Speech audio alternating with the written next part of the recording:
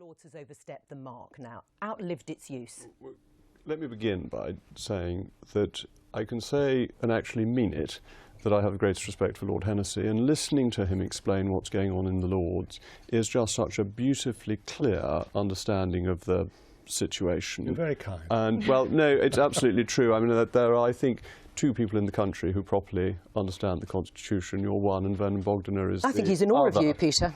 He's very, very kind. And so I think... I would add Meg Russell as the third. So I think we're very lucky to have Lord Hennessy on, and what he has to say is so important, and the definitions he uses are, I think, spot on. I think you do see people in the Lords whose life work is being threatened. Are they challenging the will of the people? My concern is that some, but not all of the amendments, and I could go through which ones if you wanted, break the conventions. I think the convention that manifesto commitments are not overridden in the Lords is important, and I think saying that the Conservatives didn't win an overall majority and therefore their manifesto commitments don't count is a specious argument, and therefore the vote on the customs union particularly was the Lords overstepping the mark. When it comes to Henry VIII powers, on the other hand, I think the House of Lords was doing exactly its constitutional job as a revising chamber. Right. So I think there are bits of both within. So do you agree, though, with Jacob Rees-Mogg that when it comes to manifesto commitments, the Salisbury Convention, that the Lords don't vote against government manifesto commitments, although Labour said much the same when it came to the customs union, that actually the Lords has overstepped the mark? I've been worried about the Salisbury Convention for a long time now, particularly nearly 10 years ago now, I think, 8, when the House of Lords was debating, and nearly filibustered actually, which we don't do, on the revised constituency boundaries, because the Salisbury Convention was lying in shards on the floor of the chamber, and the Lib Dems were saying, well, we never signed up to it in the first place, it was a Conservative Labour thing in 1945. So, and I suggested that we needed another convention, but we didn't get round to doing that. And also manifestos these days are like concertinas. There are so many pledges, but I do take Jacob's point very seriously. We do need to tread very carefully. Right, but did they overstep the mark, yes or no? Well, I voted for the customs union thing, so it's a slightly disapproving look from my old friend, but I have to say, be honest about it. I think there is a problem with this convention because, and that's brought about by the referendum and the way in which that was conducted, because of course there was no manifesto on either side in the referendum. But there were manifestos, of course, going into the elections. That's right, that's right. The general but then, election unfortunately, we're in this situation of a hung parliament.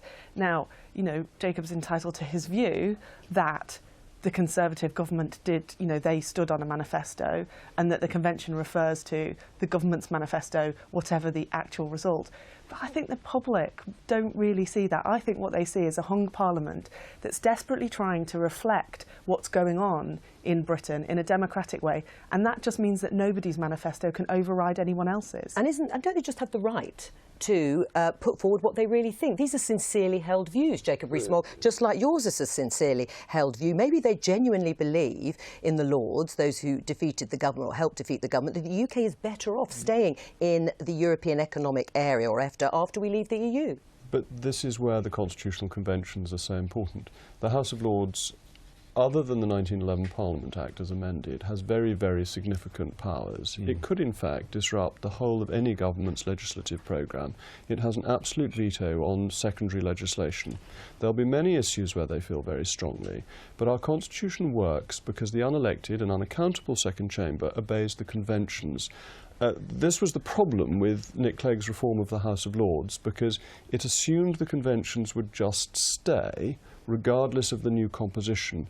And actually the conventions have been under change, in flux, since 1999 when the hereditary peers went. And we do have an issue as to how the conventions are now working, and it troubles me that they're not working well at the moment. Yes, we clearly do have a problem in the situation of a hung parliament, where we're dealing with, you know, possibly the big political issue of my generation, certainly, and we have a House of Commons that's quite divided, where it's, as I was saying, desperately trying to grapple with how you reflect what's going on in Britain when people are dealing with this big issue. And then the House of Lords is left in a position where Salisbury Convention doesn't really hold because nobody really won the election. So what are they supposed to do apart from give, and I, you know, don't agree with an unelected House, to be quite honest, but you don't mind them agreeing with you on this? Well, I think they're in a terrible position because all they can do is give their best advice as they see it. I mean, isn't the truth that you're just upset with the Lords because they're not doing what you would like them to do. They're not agreeing with you on Brexit. You opposed the reform in 2012. Alison McGovern, I suppose you could say conversely, is happy with what the Lords is doing because she agrees with the views that they're putting forward on Brexit. This is just sour grapes. This is, I think, an unduly cynical view of political life, that I think the constitutional conventions are important. And that's why I differentiated between those areas where I think the House of Lords is doing its constitutional role. I think it's completely entitled to overturn Henry VIII powers because they weren't a manifesto commitment, they weren't an issue of debate in the last general election. Hardly represents taking back control. Well, that's a separate issue. I'm actually very nervous about Henry VIII powers. That's a separate discussion. I totally agree. But the Lords was acting within the conventions on that.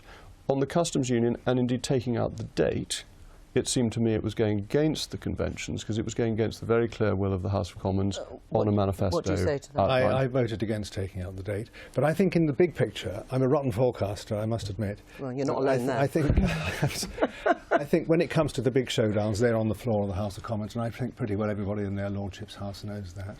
But it's a question of at what point you stop the ping-pong, which is going to be another great psychodrama. Yes. This European question is like no other. It disturbs our atoms to the most remarkable degree, puts stress within parties. It even strains friendship. Though I'm glad to say Jacob and I's friendship is intact. For now. No, that seems very cynical. Forever. I mean, do you think it's time to pull the plug on the House of Lords? I don't think pull the plug is the right answer, but I think you're going to need to look at how the conventions work. I think this came up... What does that mean, Jacob? I mean, is it time to get rid of the House of Lords? It came up with the issue on secondary legislation relating to a work and pensions, essentially financial measure. That was an issue that has been left unsettled. It's come up again with how the Salisbury-Addison Convention works. I agree with Lord Hennessy that it needs to be clear you do need to update these conventions from time to time so that people understand the framework under which they're working. There is a place, an effective place, for an unaccountable revising chamber, but it needs to operate within the conventions, and we need to be clear what those conventions are. Right. And since 1999, we've been much less clear on the conventions because the appointed peers have felt they had much more legitimacy than the hereditary peers. All right, well, let's talk about one of the issues that has caused so much consternation in the House and amongst politicians, which is the customs union. Without going over the various options or the two particular options on the table, would you accept, Jacob Rees-Mogg, which is being talked about and tweeted actually by one of your colleagues, Nick Bowles, an extension to staying in the customs union with the EU beyond the transition period to put in place the sort of arrangements that may then make it possible to have a technological answer to coming out? It's very hard to see that this would be necessary. But would you support it if it was offered? Well, I don't think it's necessary. I think that we voted leave in 2016. We're now talking about extending the customs union until 2023. That is 7 years. The wheels may grind fine and slow, but this is an exceptionally slow grinding. I think the implementation period to the end of 2020 is quite sufficient. But HMRC came before the Treasury Select Committee and said that even before the changes they will need to make for whatever the customs arrangement is going to be, which we don't yet know, the government haven't yet said what it's going to be, they were undertaking the biggest change programme in Europe already.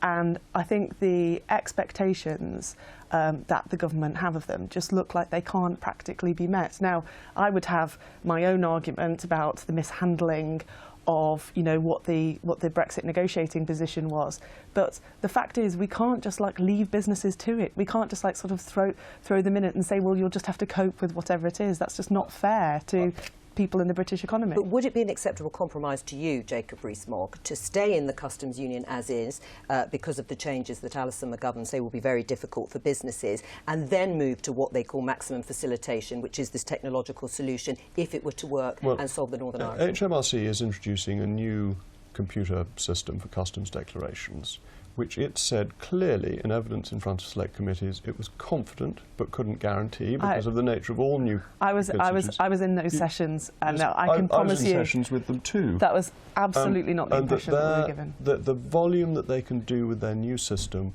will include customs declarations on goods coming from the European Union. All right. And it's just a question of having the will and the desire and the focus. There's 130,000. I'm sorry to interrupt you, Jacob, but this is really important. There's 130,000 businesses in this country that will need to do customs declaration that currently don't, and because of the EU are likely never to have done one. I'm really concerned about them. A lot of small and medium-sized enterprises in this country, and I don't think the noise coming out of the Brexiteers at this moment is realistic.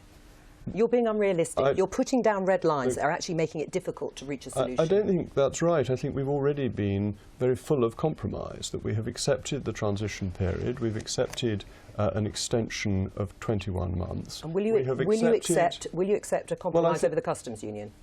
The customs union means we're effectively staying in the European Union. So no. So no, of course not. Of course I won't accept. So that is a red line. Any extension, any remaining in it. That we stay in the customs union would be an extension of membership of the European Union and would be a dramatic failure of government policy. As David Davis said in evidence to the Brexit Select Committee, he said if we stayed in the customs union a day beyond the 31st of December 2020, he would view it as a personal failure. Right. What will you do if Theresa May says that's the only option? That's the only way, if you look at the makeup of the House of Commons. We've obviously had all these defeats in the House of Lords. Even the Cabinet is balanced towards the option that you don't like, the customs partnership. Do you not just have to compromise further on the customs union? The government got elected on a manifesto saying we would leave the customs union. Theresa May reiterated this in an article. It was a hung parliament. Hold on. Well, the government is the government, and unless it loses a vote of confidence in the House of Commons, it is the government, and its policy is what the Prime Minister is committed to implementing. Will it end up as a vote of confidence then over nodding this? whilst I say that. But will it end up as a vote of confidence over this? Are you prepared to go that far? Hold on. The Prime Minister wrote an article for The Sun on Sunday, just last weekend, saying that she was going to leave the single market and the customs union.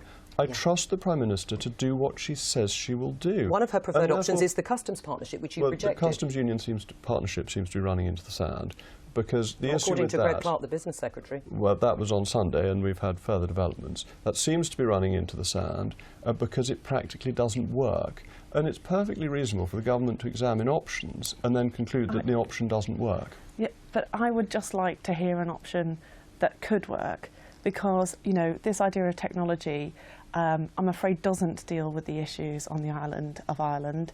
The border is incredibly sensitive and complex, and it's much more than, whether you have physical infrastructure. It's about checks and, processes that will be targets, and where people feel they've had an identity where they've been able to look either way on the island of Ireland, and that's a very important part of the Good Friday Agreement that has to be protected. When is Theresa May going to have to make up her mind on this?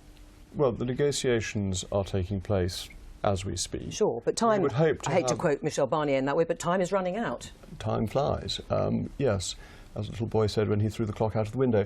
But the idea is there will be an outline by the end of October. Right, but we've got to get on to some sort of trade talks by then. I mean, in terms of the customs union, when is the decision? We have to get it through the European Parliament. Right, this is the essential part of the trade, is the customs issue. And with the Northern Irish border, there are already checks. It is a border for currency, it is a border for immigration, it is a border for excise, and it is a border for VAT. Right. So you're just adding one more thing for which it is a border. That does not need a hard border or physical infrastructure. Let's just talk about adding in that sentence. One of the things that we haven't talked about are food prices, because you think that food prices will come down when we leave the EU. You don't think they will. And in fact, the Lords subcommittee, your favourite house, reported on trade post-Brexit and said an average 22% tariff would be put on food with price rises at the checkout, which wouldn't help the poorest in society, would it, Jacob? Well, the House of Lords has missed one very important thing, and that is that if you are in a negotiation for a free trade agreement, you can maintain your existing standards for 10 years under WTO rules. So we have 10 years from the point at which we leave the European Union to negotiate a free trade agreement with the EU, which would mean we could carry on with our zero tariffs. So this is something the report just ignores. It's unaware of, and I'm afraid, I mean, surely it hasn't ignored. Well, surely it hasn't ignored it. They know what they're talking about. No, they don't, unfortunately. I've read the report. It's got no reference to this WTO rule. Are they Remainers as well? Is this a conspiracy? Well, the chairman of the committee is a former member of the European Parliament, so it's a fairly safe bet that he's Remainer. But let's look at page 27. UKIP had members of the European Parliament, so that's hardly fair. But let's look at page 27. Current retail prices for sirloin steak in the US is £12.67 per kilogramme, and in the UK is £22.06 per kilogramme. if we import from the US, we can almost halve the price of beef. Well, let's all go out and eat sirloin steak. Jacob might be worried about people who can eat steak. I'm worried about the 1 in 5 people in this country who are already facing food insecurity. We've had an explosion of food banks, and it's not just tariffs, Jacob. It's also putting rocks in the road of the trade that happens to produce food on a daily basis. This is really important. But that's what Jacob's suggesting. It's the non-tariff barriers. It's the bureaucracy that we'd be adding in to the food industry. That's what I'm worried about. But this is voluntary. Why would a British government want to make importing food harder? It can make it easier. It can reduce the price of tariffs by 22%. It can have free trade.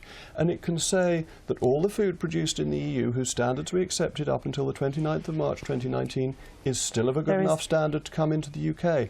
So what this report is saying is that a British government, as an act of self-harm, would put up prices for the British people. This is madness. Final word to you. There is absolutely no evidence that unilateral trade measures are good for free trade. There is no evidence at all. This is what all the Brexiteers say. Actually, multilateral trade agreements are what facilitates trade. That is what the EU single market is, and that's how we keep food prices affordable in this country. All right, thank you both for coming in and bringing in the Lord's report. Well, I always do my homework before coming in. That's why we invite you. Thank you. We will make America great again.